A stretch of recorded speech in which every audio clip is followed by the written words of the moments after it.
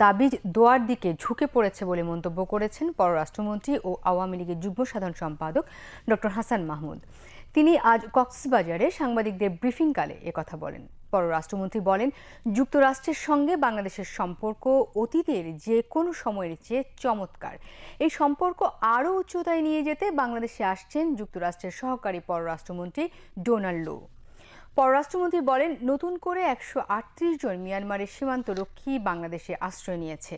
কক্সবাজারে পররাষ্ট্র মন্ত্রণালয় সংক্রান্ত সংসদীয় স্থায়ী কমিটির দ্বিতীয় বৈঠকে অংশ নিতে কক্সবাজারে আছেন পররাষ্ট্রমন্ত্রী। ইতিমধ্যে বিভিন্ন দফায় আমাদের দেশে 5 শতাধিক বিজেপির সদস্য এবং তাদের সেনাবাহিনীর সদস্য পালিয়ে আমাদের দেশে এসেছিল। আমরা মায়ানমারের সাথে আলাপ আলোচনা করে তাদেরকে ফেরত পাঠিয়েছি, কিন্তু নতুনভাবে আরও 138 জন এখন বাংলাদেশে পালিয়ে এসছে। তোর মধ্যে একজন লেফটেন্যান্ট কর্নেল, 2 জন মেজরও আছে, অর্থাৎ সেনাবাহিনীর একজন লেফটেন্যান্ট কর্নেল, 2 জন মেজরও আছে।